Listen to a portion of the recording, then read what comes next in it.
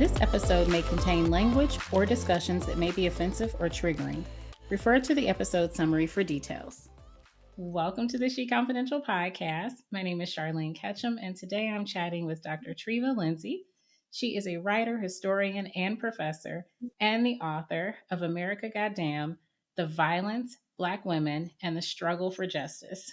I read this book over a weekend, and it is so good, y'all. And I know this isn't your first publication, but we're going to talk about all of that. So thank you so much for agreeing to chat with me today. Thank you so much for having me. Excited for the conversation.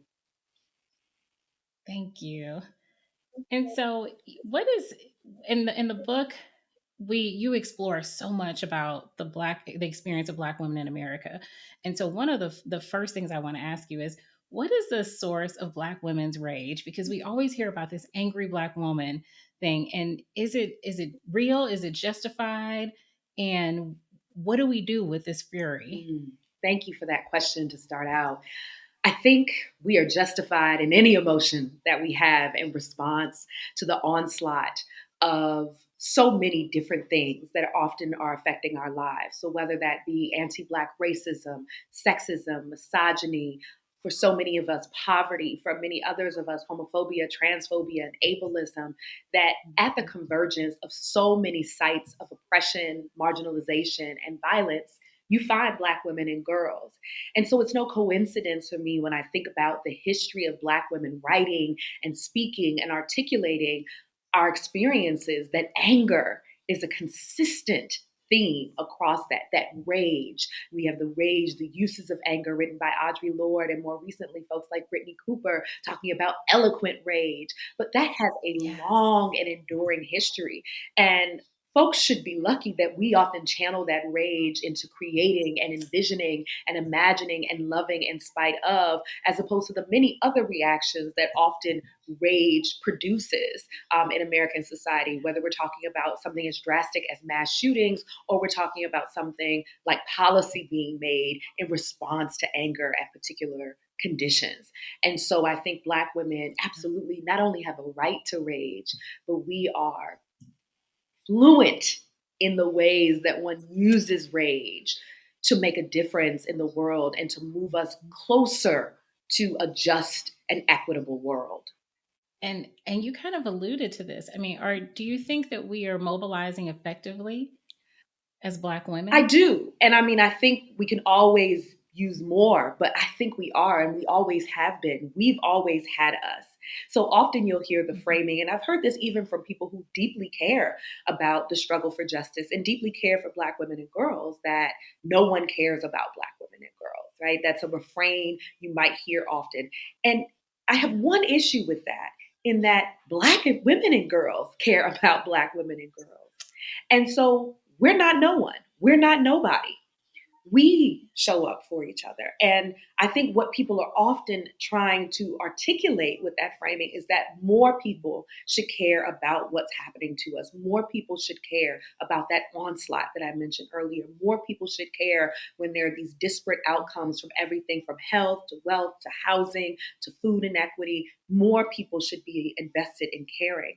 But I'm always heartened by the way that Black women and girls and gender expansive people have taken the lead on fighting for worlds that have yet to come into existence. But the worlds that we inhabit right now, any part of it that's just, Black women and girls had something to do with that. And I take great pride in that, in the fact that we have been at the forefront and at the backbone of the struggle for justice in the United States.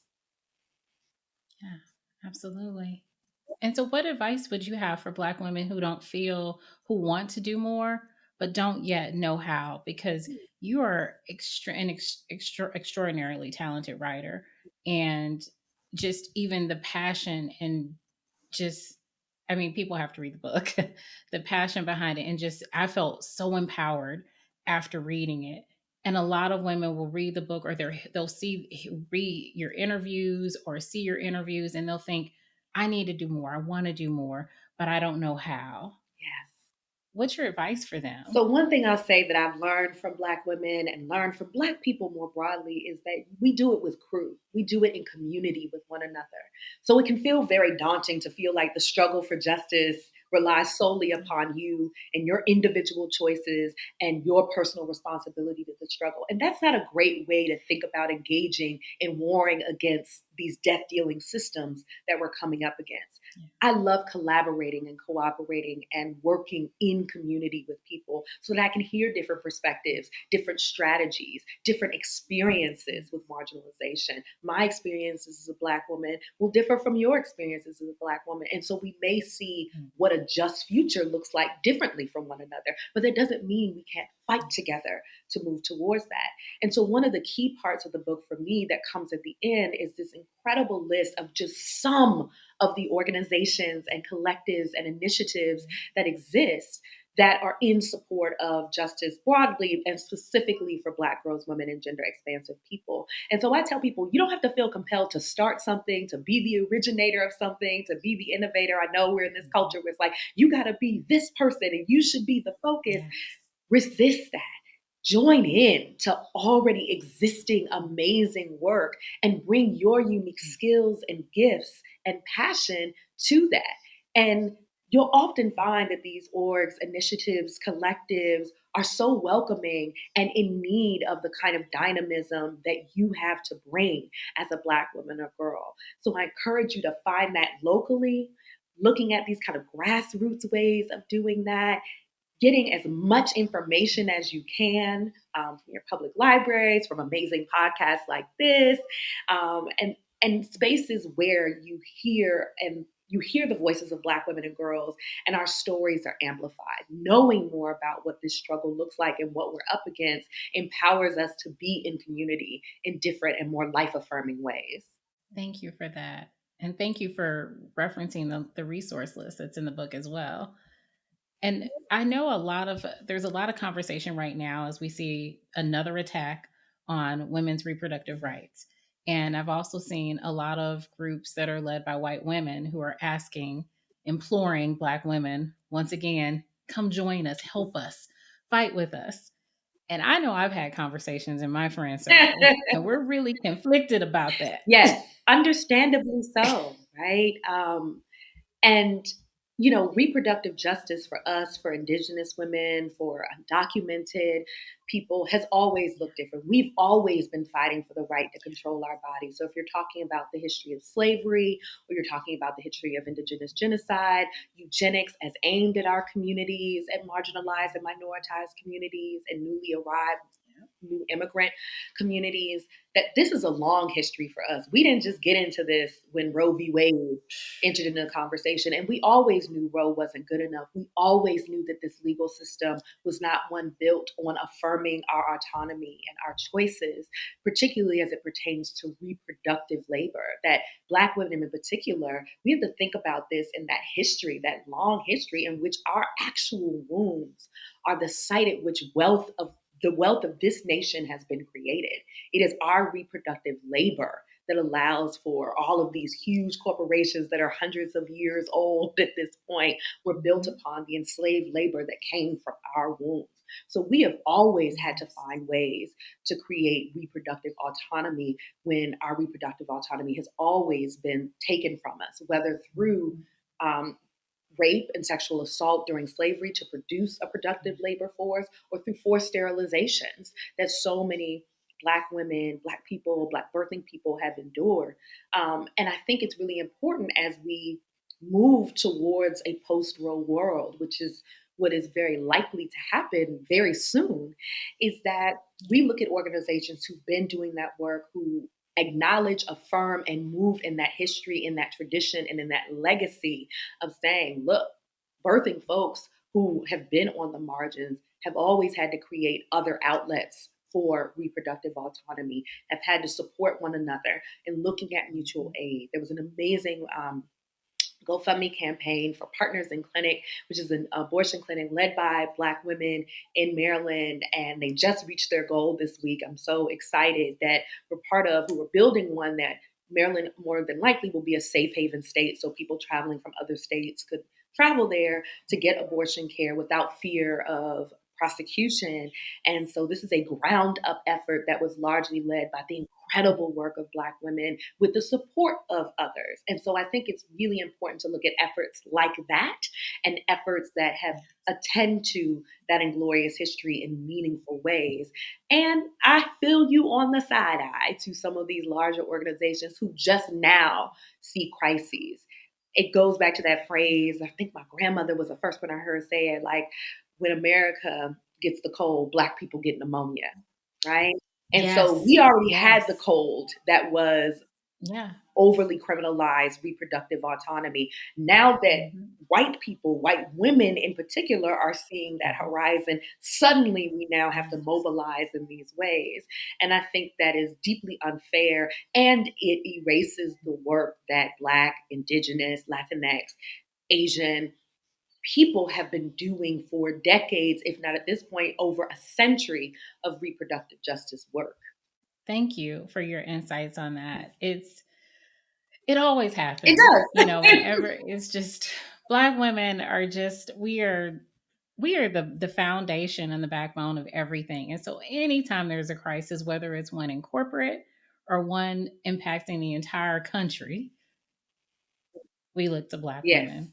And we have to think about the toll that that takes on Black women, right? The amount of labor that is demanded of us in so many arenas, that there's this expectation that we have this infinite amount of capacity, that we who specialize in the wholly impossible, to quote the great Nanny Helen Burroughs, that we could do this impossible without any cost to us. And we know that's not true. We know we're being worn Yeah. down by these systems. We know we're being worn down by these unfair demands on our time, our energy, our expertise. And Mhm. especially because we very rarely are recognized beyond mere platitudes for the intensive labor that we put in for this nation to somehow make some semblance of democracy. And really, we haven't really seen that actualized for people on the margins. That what we have in this nation is a society that propels around the interests of a privileged few at the expense of a marginalized many. And so I think it's really important that we see the work and labor and value that for Black women, as well as saying, how do we stop putting the burden of nation saving on the people who this nation is often the worst to? How do we Yes. reconcile that, right? How do we move through that? And whether, like you said, that's in a Mhm. corporate space, whether that's in a health space, whether that's in organizing spaces, educational Mhm. spaces, across the board, what we see is this demand to be Captain Save America, Captain Save a company, Captain Save our electoral politics. And it is so deeply unfair, especially because none of those arenas ever prioritize our interests, let alone our well No. being as we're in the midst of that Which makes me think of the title of your book, fight. America. God Yes, damn. right. Really? It's just Really? it's the reaction you have to it all. Like, I just sat there with all this So information, and while the book is quite comprehensive, it is by no means exhaustive, which means there's so much that's not in there too that I know Black women experience, that I know Black girls experience. And it just makes you say, God damn, like when the newest thing happens, when I hear the latest domestic violence murder, or another Black birthing person dying during childbirth or immediately after, or the next Black woman killed by police, or another yeah. Black family struggling to make ends meet that ends up houseless as a result. When I hear all of those things, that's my visceral reaction. And while the title obviously is a nod to Nina Simone's amazing Mississippi Goddam as her first protest song that was inspired by both the assassination of Medgar Evers and the domestic terrorist bombing of the 16th Street Baptist Church, which killed four Black girls Yes. and grievously injured one. The goddamn in that is like, we're still having that reaction, right? 50 plus years later, that my reaction to this nation and its treatment of us is goddamn. And then, goddamn, like there's the question, there's the anger, there's the disappointment, Yes. there's the rallying cry that's behind that. That the goddamn is Mhm. doing a lot of different work to capture and encapsulate what it is that we're enduring, experiencing, and fighting for. Yes. I mean, it's powerful.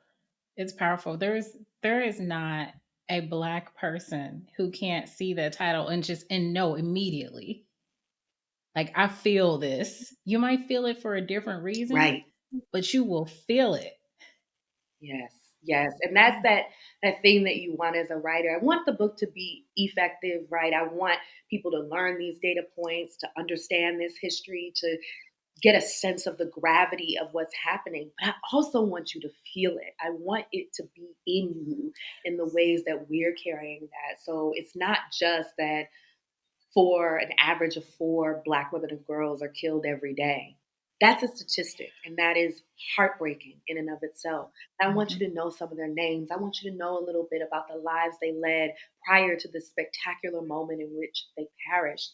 I want you to understand the context in which this happens so frequently so that we are moved Yes. to do something about it, right? I want you to be Yeah. moved. And I think as a writer, for me, that was the challenge of this book of how do I take this information, this data that in and of itself is devastating, but ensure Yeah. that that devastation doesn't leave once you close the book, that it sits with you, that it galvanizes you, it helps you see I have to do something, that this is an action item. This is not a static call. It is one that is a call to action. Yes. And so who is the book for? Mm.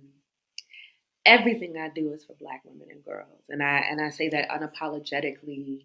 Um, I'm happy that other people will read it, and actually, I'm sure the majority of people who read it will not be Black women and girls for various Yeah. reasons. But Mhm. making this accessible to Black women and girls was so important to me. I wanted us to feel Mhm. seen in this book. I wanted Mhm. us to be held warmly by it because it's personal and history. So some of my own experiences with violence are in this book.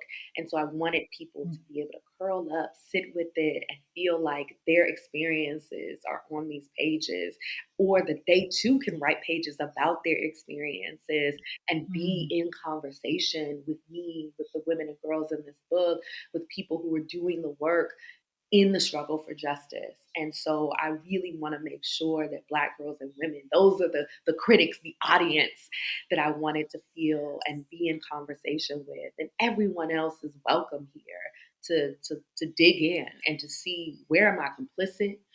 Where am I part of the problem? And how do I understand my relationship to violence against Black women and girls? And what am I going to do about it? Right? And that's what I want other folks who are reading this to imbibe and to sit with and to then move with once they've read this book or listened to it. Thank you for that. Thank you for that.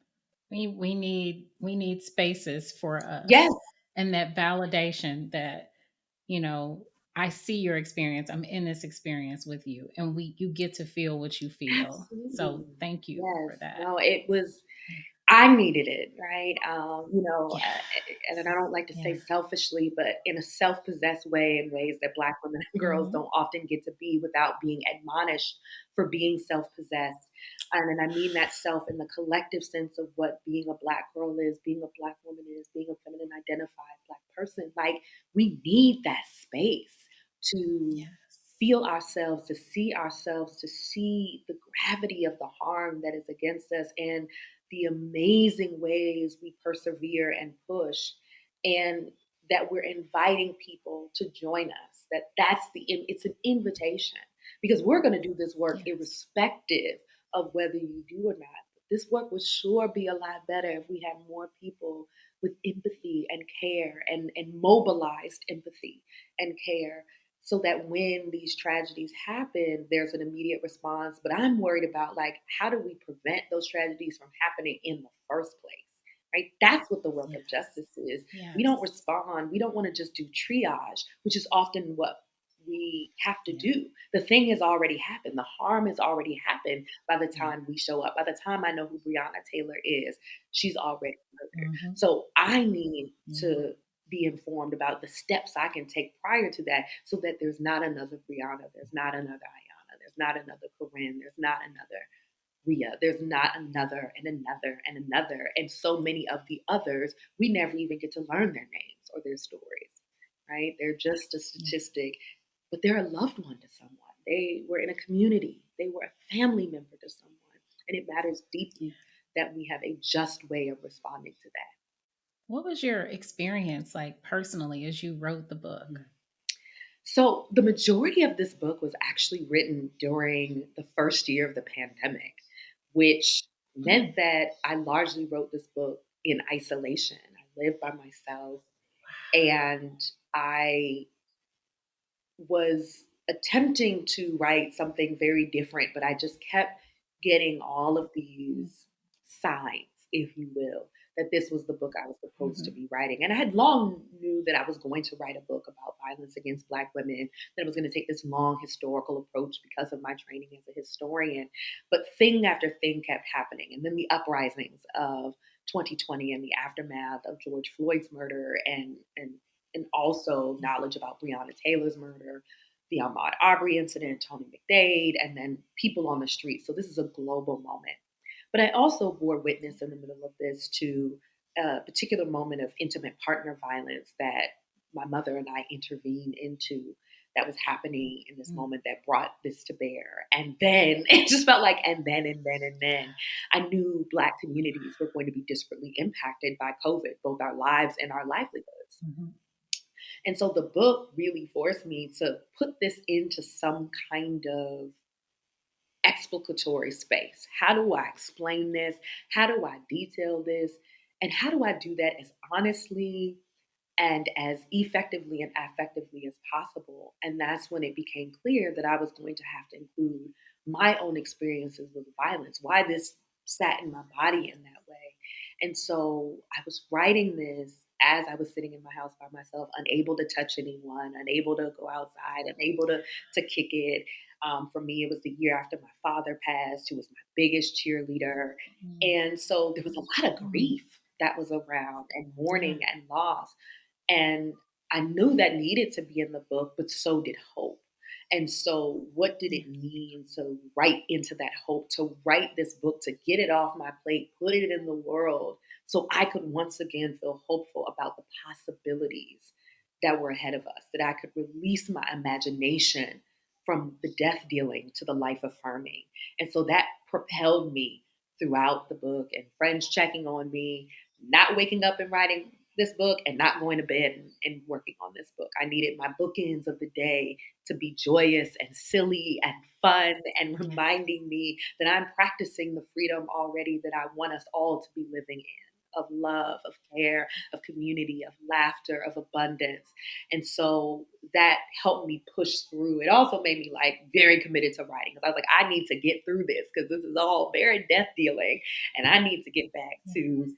the life affirming ways and have these kinds of conversations with people about the work so that it's that balance of what is death dealing and what is life affirming and what are the futures Yeah. that we want to see.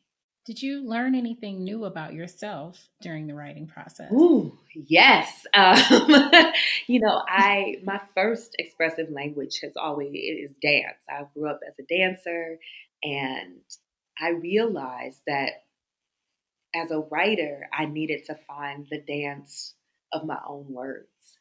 I had to find the cadence, I had to find the breath, I had to find that in order for this book to feel like when you're reading it, that you're almost having a conversation with me, right? That when I'm dancing, I know how to draw the audience into me and into the story I'm telling with my body and with the music and with the staging. With writing, I hadn't quite felt that. And this is someone now who's been writing for well over a decade that I still didn't feel as comfortable with writing as an Mm. expressive force. So connecting that to dance, one was important for me and to find myself as a writer. I think after this book is where I felt most confident about saying, "Hey, I might be a writer," in doing this. Yes.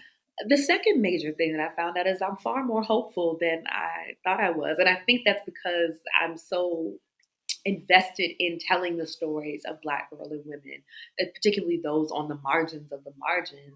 And so many of those stories are so heavy and involve sexual violence, fatal violence, rhetorical violence that, Mhm. often I'm not talking about the hope that I have because I'm a Black girl and a Black woman and have seen what we're capable of. And I've seen what it means to be committed to justice and have that actualized in substantive ways. And so as I was writing this and I got to the conclusion and I got to cite the amazing work of Miriam Kaba, who was a wonderful organizer and prison police abolitionist of, hope is a discipline, that I realized, oh my gosh, I've been practicing this thing and haven't known it. I really thought I was so much more Mm. pessimistic and so much more doom and gloom about our futures. And with every news report, it's hard not to be doom and gloom about things. It feels like we're just Yes. being bombarded with so many battles, especially right now. It Yes. feels like the battles feel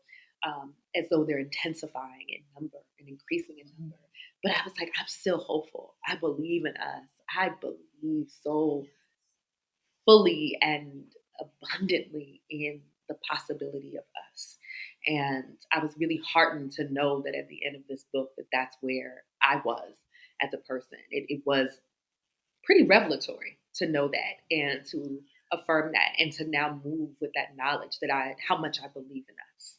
That's beautiful. Thank you for sharing Yes. that.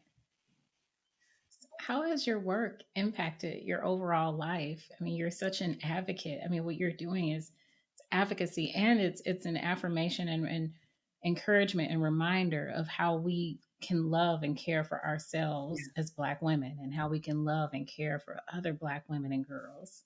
So how has this impacted you in your life personally? It was such a beautiful moment to be able to release this to the world, to tell some of my own stories. I think that's part of my healing process, my restorative process.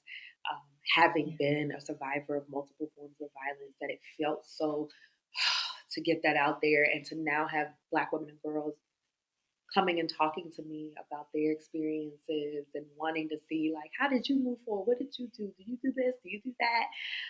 That kind of creativity. And so it was really awe inspiring, like the after of the book being out, that like it's a thing that people are picking up and seeing themselves in and wanting to connect with me and other folks who I mentioned in the book because of that. And that makes my heart swell. That makes my heart feel so much better, because that's the concern. First, as like a writer, author, you want people to read your book and engage it. But more importantly, I wanted Black girls and women to see this book and be like, yes, me too, sis. Like, that's the Yeah. spirit of Me Too, as founded by Tarana Burke, was that you're not alone Yeah. in this, right?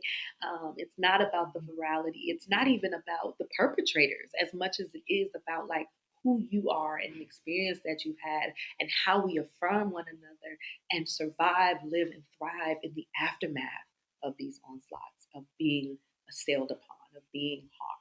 What does that mean? Which doesn't let perpetrators off the hook, but it refocuses a lot of that energy back onto ourselves, which we are deserving of. And so I saw this book changing a really formidable kind of relationship that I already had to Black women and girls into one even more concretized in a love and an exchange. I get to learn now. People want to reach out when they see a story that they think relates to the book or something of that nature. And it's so heartening to have that kind of relationship with people I don't know personally, but they feel like they know something about me and they invite me to know something about them. I love that. And you have such an interesting background, and I know that you work in academia, when has historically been a really challenging, you know professional space for Black women to navigate. And so, what advice do you have for Black women who aspire to follow in your footsteps? Mm, mm. Sometimes I'm like, "Don't, sis, don't do it." No, on some I days know. I'm It's like, like, I don't know how I feel about it. Oh gosh. But I would say, every space that we occupy is lucky to have you, right? And I so often we think about excelling and achieving in terms of the institution or the organization or corporation that we are in, that we meet their standards of whatever that is. And for so many of these places, their standards of excellence literally weren't made with you in mind. In fact, they're antagonistic to your very existence. Mhm. And so for me, Yeah. being in the academy and being one of a very small percentage of full professors, like my job for me at this point is about creating space for other people, right? I want this space not to be as institutionally bound to harm as it has been, but the institution is founded in harm. Like, I don't think the university is what's going to get us free. That's not the liberatory space it is. It can offer Mm. some tools, it can Yeah. offer some insights, it can offer some comrades, it can offer certain things for doing that work. But where the revolutions are happening, where the ideas are flourishing, where the communities we are accountable to are typically outside of these spaces. So when you're moving through those spaces, move, when I said with crew earlier, that also means the people you're accountable to. I move with the communities that I'm accountable to. I'm accountable to Black women and girls. So is what I'm doing in this space something that is harmful to them? Is it something that affirms, uplifts, provides resources for? What does it do? And being acutely aware of that and finding folks who are similarly oriented in their relationship to an institution. I'm always weary of people who are not critical of the very institutions that they're in. Because to me, that sets you up, one, to be surprised when they're harmful towards you or others like Mm. you, or it sets you up to Yeah. be one of those who's actively perpetrating harm because you believe that that's the only way to move through these institutions and organizations and corporations. And so I'd like to find other people, which includes people who are not Black women as well, who have an orientation, who are critical of the institution, who are working to change things within it, but also understand that my first set of accountability partners do not exist at this institution. They are the communities that I'm writing alongside and with. I'm not writing about them, I'm writing with them. Um, they can speak for themselves. They're just often not amplified in the way that I am because of my platform, because of my title, because of my credentials. And so I have an opportunity to tell their stories and cite them and make sure that their voices become part of the conversation in the absence of them being more fully included in institutions and organizations. Those are great tips and insights and just on point, especially the being leery of folks who aren't critical about the organizations that they're in. Woo! Because, baby, that's how we get caught It up. is. It is, That's how and we it's get caught so up. easy. Like, it's so seductive to feel like you're the exceptional one that, like, you know, Hmm. I think about, those moments of like, why you never want to be like, I'm the first and the only Black person, the da da da da da da da. I'm like, Lord, one, what did that person have to go through to be that? And where does that Hmm. position that person now? Do you get some joy from being the exception, or do you get that joy from being in community and saying, you know what, now I'm here to wreck shop and create space? And hopefully you're doing that all along, that you're not waiting to get to some presumed position that you may never get to or may never have the quote unquote soft power to be able to move. That all along the way, that kind of mentoring and engagement and holding yourself accountable to multiple communities, not just your higher ups, but the people who are right there with you in the trenches and the people who are below, not even there, who are trying to find movement and gain traction in these spaces. What are you doing in community with them? And when you're not leery of that and you take pride in being the one and only, often that means you've taken pride in the very structures that made it possible for you to be the one and only. So, like, in 2022, we're still having Yeah. like the first blah blah blah blah blah. And I'm like, how is this even possible that we're? Oh, that's right, because structural and institutional racism and anti-blackness and Yeah. misogyny have dictated that Mhm. we don't belong in these spaces. So we have to push against that. I hope that reaches somebody who needs to hear it. Me too, girl. And I affirm that and remind me of that even when, there are accolades and praise and you are like the first Black, blah, blah, blah, blah, blah. And I get, like, I'm not telling you not to be affirmed and celebrate your wins. And it's amazing that we accomplish in spite of. But just remember what those accomplishments mean and what those accomplishments afford opportunity to do. And do they afford the kind of opportunities that are actually rooted in community and accountability and making this a more just world? And I try and think about any accomplishment that I have that is seen as an individual accomplishment as that, right? And no accomplishment is ever individual. I'm in village, I'm in family, I'm in so many places that people have supported and affirmed the work that I'm doing, which allows me to be successful. And that to me is collaborative. That's a win for us. But Yes. that win still then has to be like, all right, girl, so what does that mean for community? What does that mean for accountability? What does that mean for what you're going to do to create space so that you're not the only one or one of two or one of three? I don't ever want to be in that space. And it's that collaborative effort to uplift our sisters that Yes, honors our ancestors. So it's absolutely. not just our present village, it's the village that still is within our blood. So Absolutely. that's how we honor them too. Yes, yes. It is. That ancestral part is huge here, right? Like they're with us and they're moving and we honor that and we will be somebody's ancestors. So what we do Yes. now is ancestral work, the things that we lay down now. So how we show up for one another, how we engage one another matters deeply for generations we will never meet. And so when we think about the work, again, who we're accountable to is those who came before and those who will come.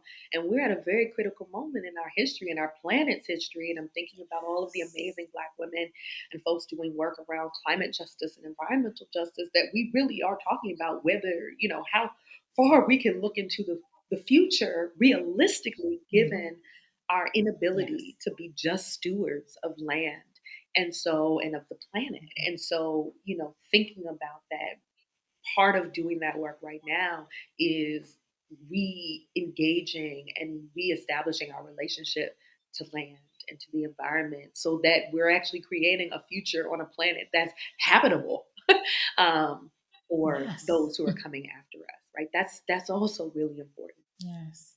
And thank you for that mention. It's a lot of folks, they don't understand that the black people and brown people, we need to be concerned about the environmental considerations as well because they disproportionately impact us when we talk about the adverse impact. As with everything, As with it all everything, hits us hard. right? Everything. Right?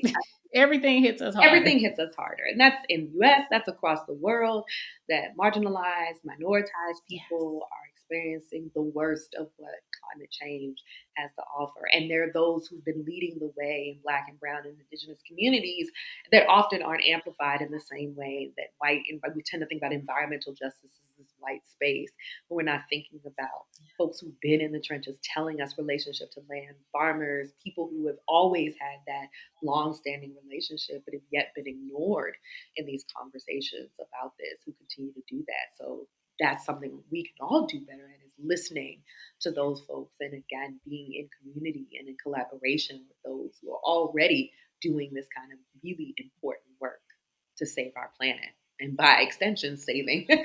the future of humankind. Yeah. What's been your most important business lesson? Ooh, most important. Hmm. So I am such a control freak, right? I can plan everything. My friends call me to plan their vacations because I'm very, very, very good about planning and doing that since I was a child. I've been planning my family vacations since I was like 6 or 7. Like I'd call the hotels, I'd Oh. do the map route. We still had visual maps you had to pull out and like make a route and do that. And so I am a planner, and some of what it means for me to be in this position where I now have the opportunity to do a lot of different things is actually being able to work with people in a different way and in my labor and professional space and say, like, this person can help me here, this person that we all need teams in different ways that make our professional lives fire on all cylinders.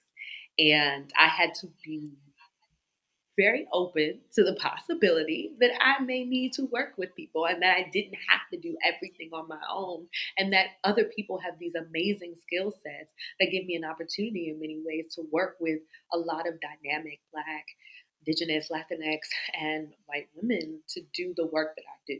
And that has been incredible. That I was like collaborative and communal and everything else except like, here's my professional life. I'm going to take the reins on this and micromanage myself.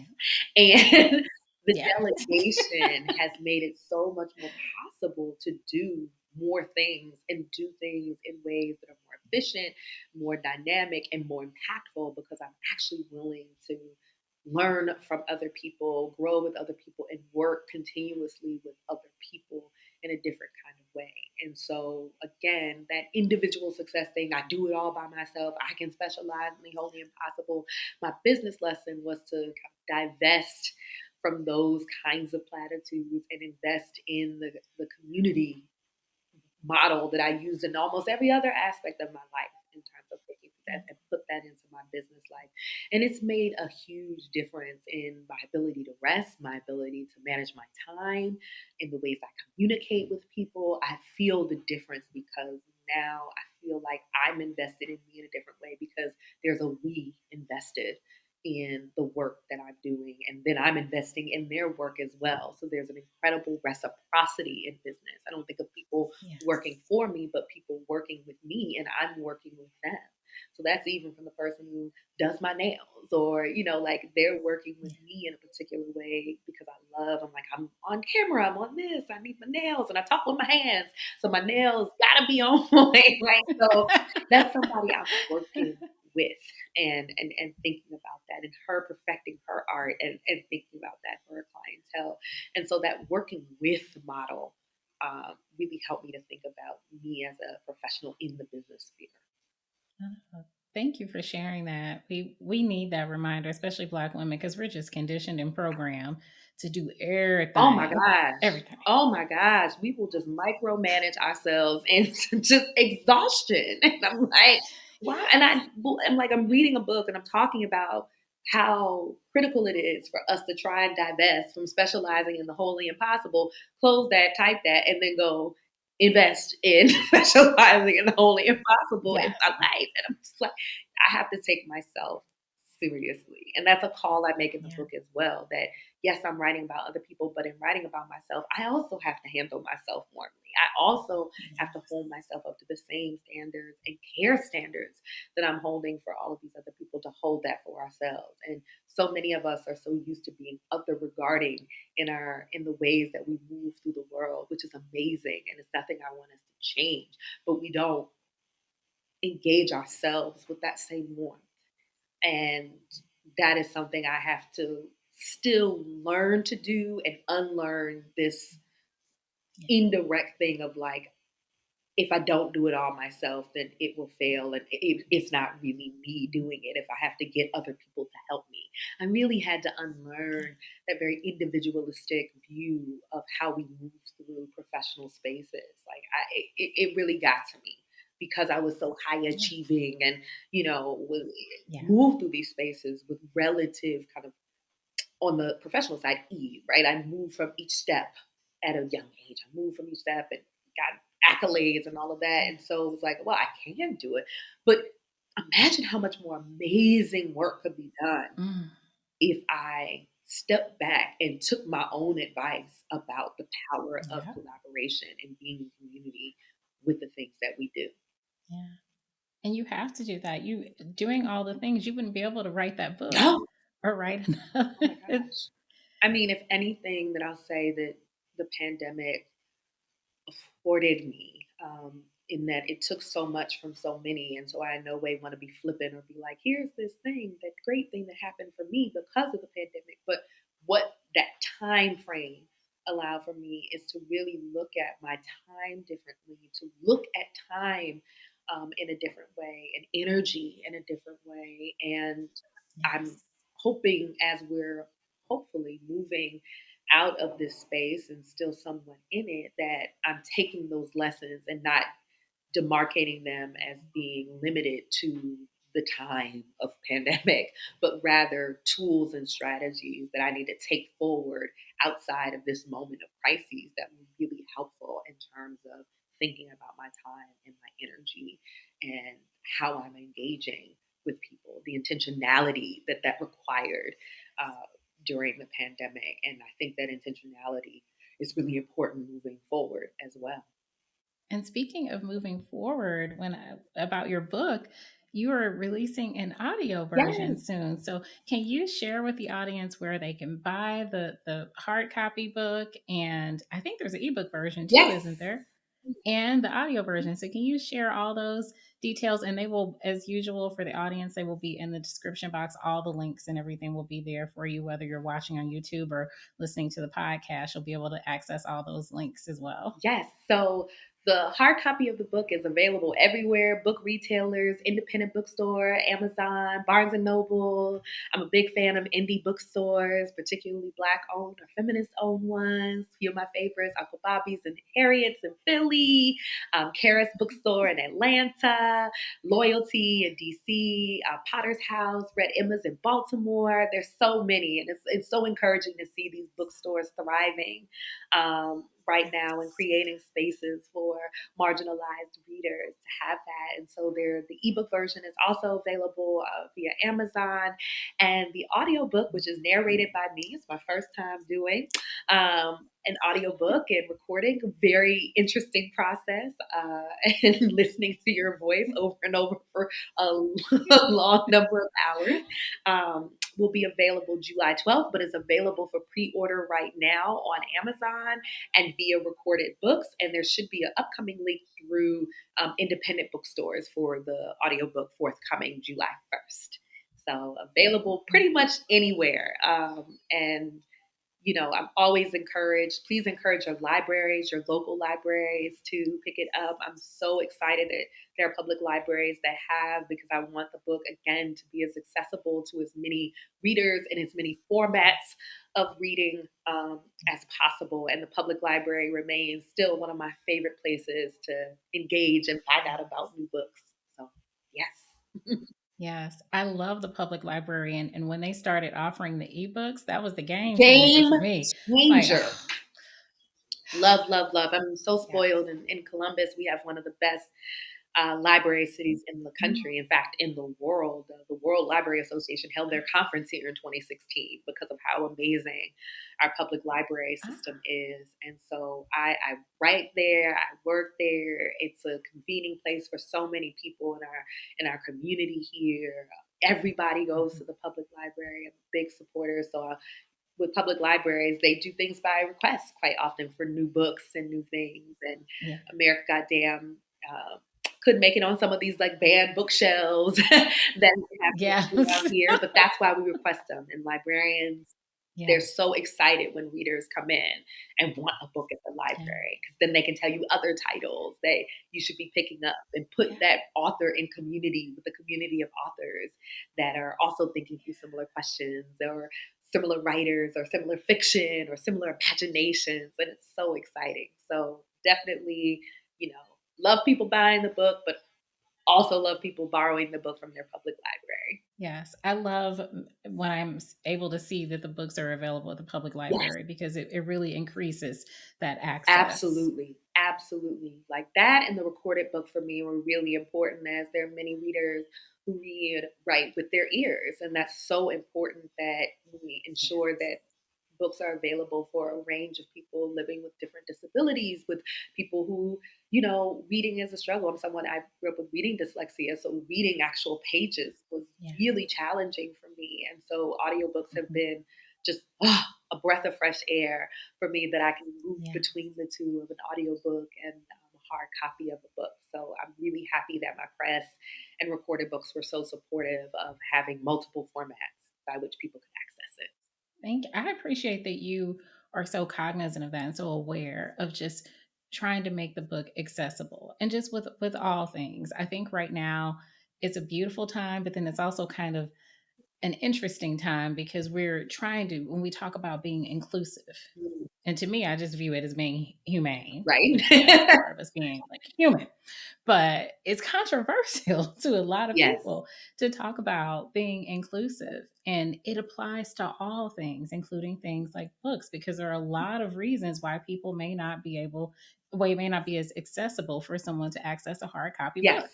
absolutely. And I appreciate that you, as a writer and published author, is just being aware of that and doing what you can to make it as accessible to as many people as possible, because that's how we'll have the greatest impact. Yes, absolutely. It's something that I was glad that I was with such a supportive press, and folks around me working with me were so helpful in making that a possibility for that number of readers. And that, as you said, being inclusive is simply to me being humane and extending empathy across the board, and actually Yes. thinking about those whose voices aren't often heard, as much, even if they're talking and they're saying things, they're just not heard because who we hear is based on power and who has access. And so a book for me is an opportunity to ensure that there's as level of a playing field as possible with regards to how we talk about these issues and engage that, and to move beyond the ivory tower that I'm in. And academic books sometimes can be a little much to get through for everyone. And so finding that balance for me of writing in a way that I think most readers can connect with, most readers, if you're reading with your ears, can connect with and be impacted by. And so I have one final Yes. question for you before we wrap up. So a lot of Black women feel really just tired. They just so damn tired right now. And because it's just life is just extra. Every day is something new. And Black professional women in particular, because it's hard to navigate all of these emotions in life, and you got to show up in these spaces that are often very just Mhm, aggressive and demeaning and mhm. dehumanizing. And so, what advice do you have for Black women to just stay hopeful and just to not lose that hope in the midst of just all this nonsense and madness? Oh, that's a great question. Ah, So It's a it's heavy a one, I heavy one, know. but it's a good one because, like you said, like a being affirming and providing that. So for me, it's like, look at what Black girls do. Look at the things we create. Look at the joy we bring. Look, I mean, that's everything from TikTok videos to books we're Yes. writing, poems we're writing, performances we're making. I make it a point when I see little Black girls walking to like be like, "Hey, girl, I love your hair. I love this. I love that. Don't you look smart?" Like, there's so many ways that even just that affirmation of one another in a Yes. world that so often refuses to see us in our fullness, in our beauty, Mhm. in our complexity, and with our Mhm. flaws. Because I'm not ever trying to depict Black women as unflawed human beings. We're human beings, therefore we are flawed. We are persons, therefore we are flawed. Yeah. And that's okay. And our flaws shouldn't Yeah. lead us to be criminalized, demonized, or villainized because of that, but rather that we are held that kind of warmth. And so for me, that's a practice every day of investing in that. Yes. So it's watching a show like one of my shows just came back, P Valley, written by Katori Hall. Oh, you watching P Girl, of Valley? course That's I my am. show. Okay, think about Uncle Clifford. Last season, I told one of my friends, I said, "Oh my gosh, I need to work on my upper body strength and all this stuff. They make me want to get on the Girl, pole, every just time between for them real." and Meg, I'm just like, I got to get this all together so I got the strength to move in that Yes. way. But just the amazing storytelling that's happening there, that's talking about a community Yes. that we don't often think about in terms of voice and agency and autonomy, in the Mhm. dirty South, at a strip club, in a space of sex work and illicit Yeah. activity, that this brilliance is happening. It's one of Yeah. my favorite things. And it's looking at art by Black women like Simone Lee, like Deanna Lawson, like Davita Mhm. Martin. It is Mhm. seeing that, right? Which is not about this, Mhm. corporatized Black excellence, but feeling the excellence of Black people Mhm. creating and innovating Yeah. and loving each other. And so I really try and affirm that on a daily basis. And when you do that, the ways that that comes back to you also intensifies. Mhm. And so I encourage us to show up for one another. Right. When I say Yeah. we got us, I mean I say I ride. I'm a ride and live type of chick. Right. I ride and Yeah. live for Black girls, right? And so Yes. that practice for me has meant that people who are engaging with me also are riding and living for us because that's Mhm. what's at stake in those relationships. And so finding and Yeah. investing and nurturing in relationships where we're Mhm. riding and living for one another and not consigning each other to these death dealing situations, right? Or capitulating to them or Mhm. being complicit with them. That the ways that we love are radicalizing and transformative. And so I encourage us to love ourselves harder, love our loved ones harder, love those we don't know harder, but especially those who are the most vulnerable to feeling unloved and feeling uncared for. Mhm. That's the kind of investments we have to make on a day-to-day basis. And to rest. Rest, sisters. It is Yes. okay to rest. Yes. It is okay. I was a rise and grind hashtag person. Rise and then still rest a moment. Not saying you don't ever Yeah. grind, but make that the mode in which you're always operating. That does not Mhm. replenish you, that does not restore you, that does not rejuvenate you, and that doesn't affirm you or those around you in the ways that ultimately you will need. So, yes, work hard if you want to work, but I'm one of those, I don't dream of labor. Noting Eartha Kitt, right? I don't dream of labor, but I do dream of Yes. being in spaces with folks who are doing dynamic things and who are affirmed in those dynamic things. And so we can practice that right now. We don't have to wait Yeah. for these systems or structures to Yeah. change to love in the Mhm. ways that make that change possible. Thank you for that. Thank you for your time and for your courage and just being a light, just being a light for yourself and for all of us. So thank you for all that you do. I truly appreciate Thank you. you. I'm so happy I got to meet Yes, it was such a you. pleasure to meet you, Shirley. This has been a wonderful conversation. Thank you so much. And everyone, all of the links for accessing and purchasing Dr. Lindsey's book will be in the description box for the podcast and the YouTube show. And so thank you so much, Dr. Lindsey. And I'm Charlene Ketchum, and y'all catch She Confidential podcast next time.